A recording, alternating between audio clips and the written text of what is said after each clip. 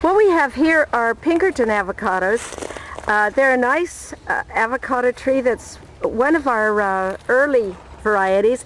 We start picking these in January. So if you have a Fuerte tree and a Pinkerton tree, you can go over the full winter season, into the spring if you want fruit year round. Right. So it's a nice producing tree. This would be a Guatemalan Mexican cross. So with probably quite a bit of Mexican because it's pretty early in the year. But very nice fruit. Good quality. Very small seed. It holds its color really well for me when you cut it open and it doesn't brown out real easily. I've always liked Pinkerton. It's a nice variety. It's one of my highly recommended varieties, one that I'll never be without. These are all immature, so they're not ready to eat yet, but probably February is a good time to start. Yeah, I think February we pick starting in maybe early February, and they seem to last on the tree for me until about maybe middle of April, end of April. Oh, I've had them last up to June. Oh well, my tree's small and I eat them before that, so okay. Yeah, maybe they would last longer if I let them hang on the tree. That could be because these are reed trees. We've got 5 of them here, and you might notice they're not a huge tree. They can get tall, but they're a narrow tree, and they're wonderful for a yard. And I've told some people if they want to use them against their back wall, so they don't have to look at their neighbor's house. Oh, great screening plant. Absolutely. Good screening plant, and you just can't improve on them. They're very, very good avocado. Yeah. I think of reed as Labor Day. Normally in Orange County, Labor Day on into the fall, you get these wonderful round reeds. Now, Julie, I know this is a variety that's kind of significant to the field station here. Why don't you tell us about this? Quite a few years ago when I was working out here, I realized that this tree was just better than anything I saw in the nurseries at the time. The tree is small. You can tell it just looks different than other avocado trees. It's bushy. It has a long, narrow, curled leaf. Yeah, real short internode. They're a very, very nice fruit, and they're, again, September, Labor Day, all through the fall. In fact, that's how they got their name holiday, is because they're ready from Labor Day to New Year's. What I have here is an immature. You see, these need to be on the tree for 18 months. Right, so here's this year's fruit and next year's fruit. This came from last March. And this came from the March a year ahead. Right. So this has been on the tree over a year and a half. Right. But it's a very nice variety. And of course I have to have this in my yard too. Absolutely. So this was a numbered variety originally, was it? It was XX3. XX3. XX3, but it's now called Holiday because it's good for all the holidays. Yep, very popular. You see it in all the nurseries now. It's really being and these aren't marketed as a wonderful backyard tree. Bigger than this. If we looked, if we looked around the tree, we'd find some bigger than this. Yeah. But they're a nice big fruit. And people make the mistake of picking these in March. And then I've heard people tell me, well, I heard it was a good variety, but I really don't like it that much. It's kind of watery. And I'll say, well, when did you pick your holiday? And they'll say, well, I think it was in March. Well, they're no good in March. Yeah. They're not ready in March. I don't think there's any holidays in March. They were big. They were, they were as big as the store avocado, but they get bigger than the store avocados. Yeah. You don't pick them until they've been on the tree a year and a half. Right.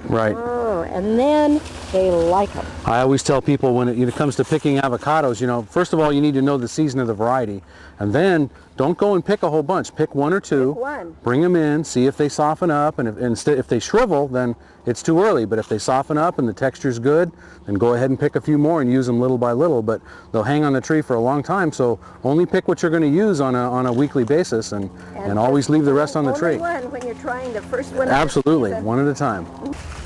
Okay. So this is a variety that has a little bit of local significance. Why don't you tell us about this one? Well, this is the Bacon variety, and it was named after Jim Bacon, I think it was. Jim Bacon. And it's used as a pollinator a lot because it has that bee flower type. The problem with bacon is it wants to be very, very large. Very, very tall So tree. it takes a lot of pruning. Good pollinator, good frost hardy variety for Yes, a lot of our it has more Mexican in it, so it's more cold hardy. Yeah. Because the Mexican varieties can take more cold. The West Indian varieties can take more salts. Right. So a lot of our growers that are up in Central California and Northern California up in the foothills will grow bacon because it does well for them and doesn't so freeze out like a more Haas cold would. hardy. Also, Fuerte is more cold hardy than some. So Julie, I know this is another one of the varieties that you guys in Orange County have really played up lately, and I tasted some fruit last year for the first time, and I'm a follower. We called this JB for years, and now it's getting its whole name used more, Jambo. I found out pretty quickly that I really liked this, but we had a fellow that was helping us quite a lot a few years ago, Frank James, and he started calling this one the Connoisseur's Avocado. I remember that. And it stuck, because in May, in the month of May, in the world, you can't find a better variety. In May, you've got to have this fruit. It's just wonderful. Now, this is all immature. Right. But nothing will ever hit the ground, because come May, everybody's out here to get Jambo's. Well, I agree with Frank's old analogy, the Connoisseur's Avocado, because it really has a fine flavor and a very productive tree. It looks like it really puts out a good load of fruit. And one of the interesting things about the Jambo's is that this thing, from May on, will soften in 4 to 6 days. And a lot of our avocados take 7 to 10 days, and Pinkerton will take up to 15 days. 10, 12 days, yeah. Yeah, and up to 15 days to soften. And this little guy, 4 or 5 days. But it's just a wonderful little avocado, and it's in my yard. Yeah, well, this is going to be in my yard very soon. And this is one that I would really like to see the industry start to promote as a backyard tree. I would too, because it's just a little gem of a tree. Let's see if we can't get the word out. Yeah. This is a Stewart avocado. It's probably the best Mexican avocado out there because it does peel, has a tiny seed, and some of the Mexican varieties have very large seed. Right. But this one has a small seed. It has beautiful color. It doesn't have to winter over because it is Mexican. Short time on the tree. Yeah, so it flowers and sets fruit in March about. And now, let's see, this is, right now is October. November, we'll be picking this in November. You know, again, with the Mexican parentage, it's going to be more frost hardy than most, so it's a good variety for the central and northern area. Short time on the tree, so right before any frost is going to affect it, fruit-wise. And I've always noticed Stewart maybe is a little bit more compact growing than most of the Mexicolas. That's possibly right, yes, because this is not the largest tree in the world. Right, that's so for sure. again, And it produces good well. backyard tree. Yes, good yard tree. Well, Julie, I thought this would be a good place to end it. This is the variety Haas, which is probably, commercially anyway, the most popular avocado variety in the world. And I know it may not be the favorite variety here at the field station, but it's certainly worth mentioning. And it's a local variety. It's a quality avocado. It is a quality it really avocado. Is. We picked some today. We started picking them in January, February. That's a long season. So this thing hangs on the tree very well. It produces well.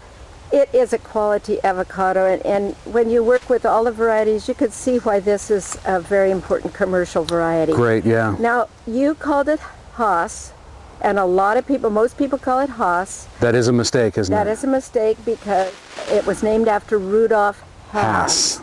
And my cousin went to school with his son and knew the family, so I always have to call it Haas, or I would get into familial trouble. Yeah. There's probably more Haas avocado trees in the world than any other variety. Yeah. And we have to love this tree because it did make avocados a favorite food around the world. Julie, thank you very much.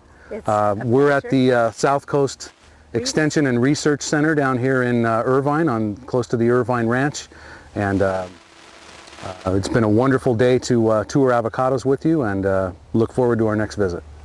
Thank you.